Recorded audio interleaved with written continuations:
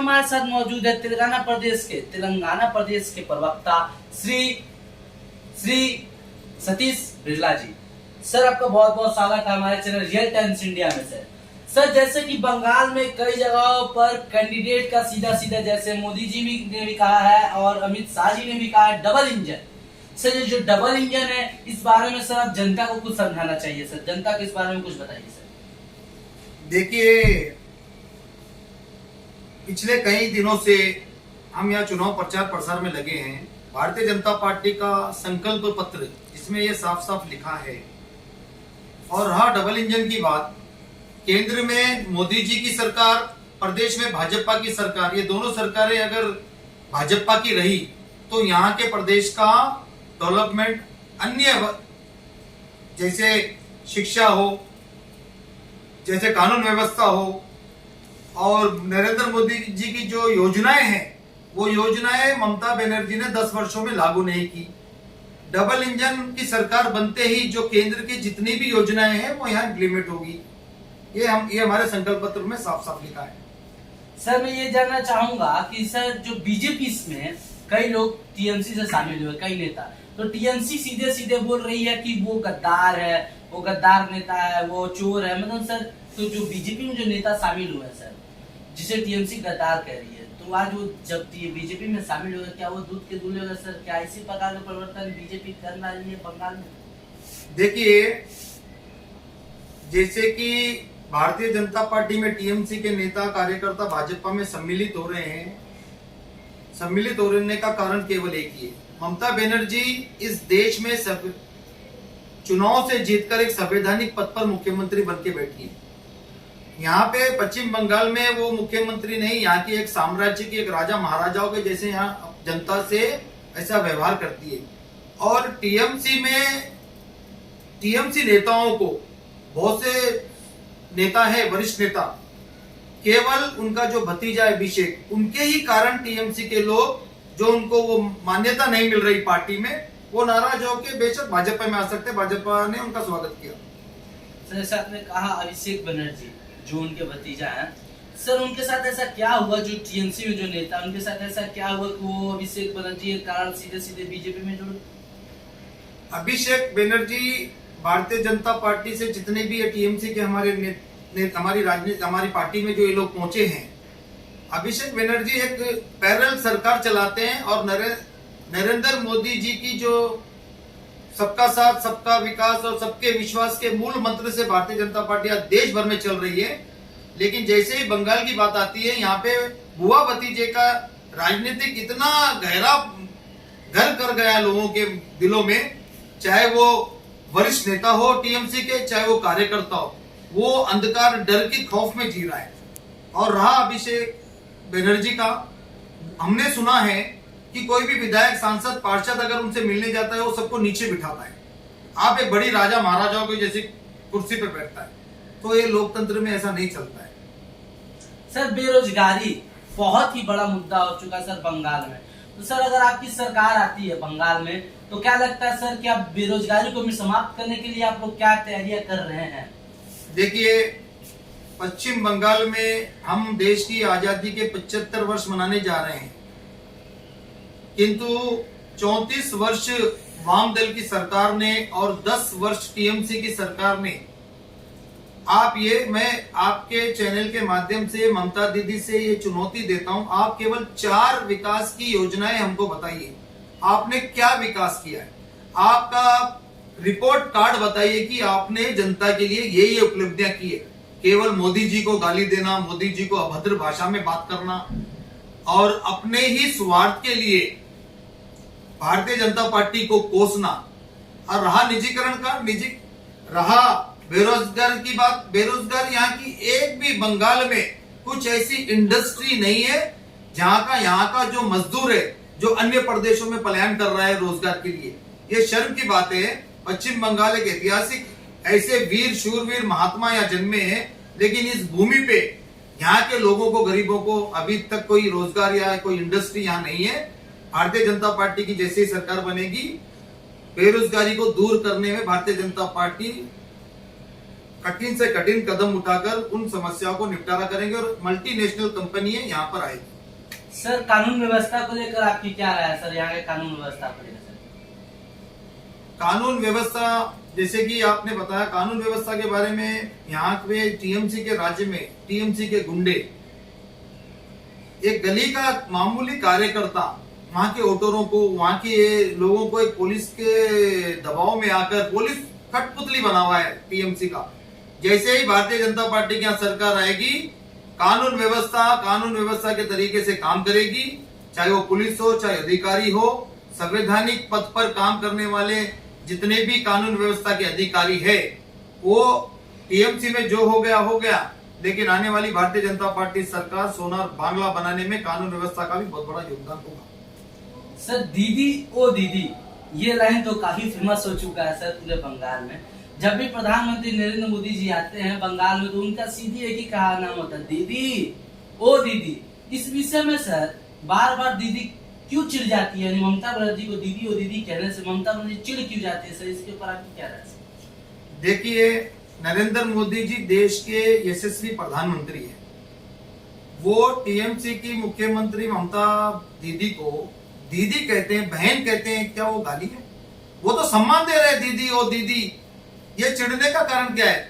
नरेंद्र मोदी जी एक दीदी को तो बहन बोलते हैं, बहन का दर्जा दे रहे हैं, लेकिन सामने से दीदी क्या कह रही है? दुर्योधन, दुशासन, रावण, ऐसे असंसदीय शब्द से नरेंद्र मोदी जी को संबोधित कर रही है। तो दीदी ओ दीदी शायद उनको ये चुभ रहा होगा, लेकिन मैं समझता हूं कि दीदी ओ दीदी बोलना एक बहन को सम्मान देने के बराबर है। सर बंगाल में 8 चरणों का चुनाव होने वाला था, जिसमें से 5 चरणों का चुनाव हो चुके हैं, लेकिन सर जहां जहां 5 चरणों का चुनाव हुआ वहां हिंसा काफी तौर पे देखने को मिला है।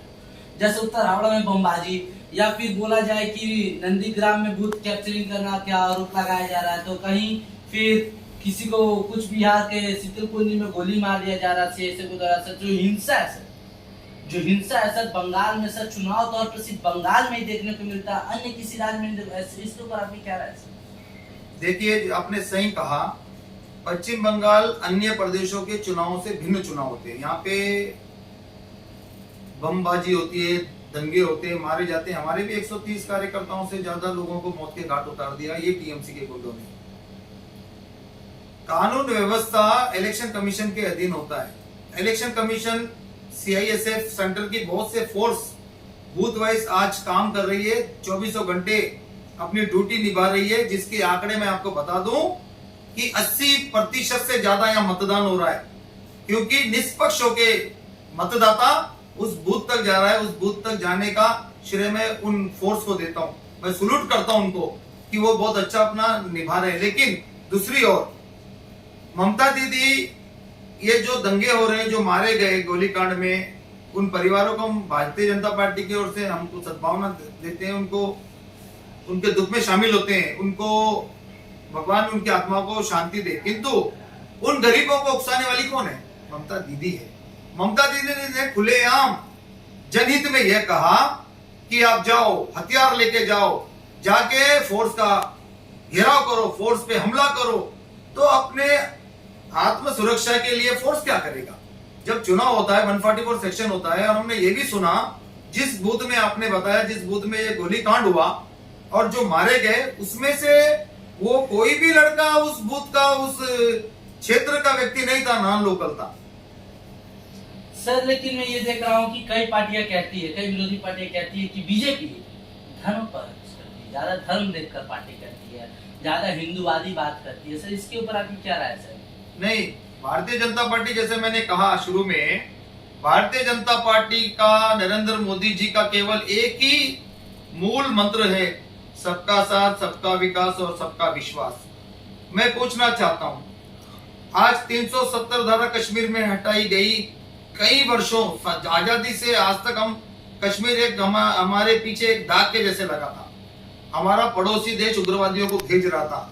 ये केवल नरेंद्र मोदी जी के कर कमलों द्वारा हुआ, या 370 हटिए, और ये श्रेय मैं भारतीय जनता पार्टी को, नरेंद्र मोदी जी को देता हूं। और रहा दूसरी बात, हर समुदाय को नरेंद्र मोदी ने बारीकी से, करीब से देखा है। ट्रिपल तलाक मुसलमान बहनों के लिए इतना बड़ा कानून, ऐतिहासिक कानून लाकर उसको पारित करवाया। आज देश की हमारी मुस्लिम बहनों को एक गर्व के साथ, एक सम्मान के साथ उनको यह कानून मिला है। इसके लिए भारतीय जनता पार्टी कभी हिंदू मुस्लिम कार्ड नहीं खेलती है। भारतीय जनता पार्टी केवल विकास की राजनीति करती है, सबके साथ की राजनीति करती है, सबके विश्वास की राजनीति करती है। सर मैं ये देखना चाहता हूँ सर कि जो मतुआ समुदाय है, जैसे मैं देख रहा हूँ कि कई मतुआ समुदाय हैं जहाँ बंगाल में आए हैं, बाहर बांग्लादेश से।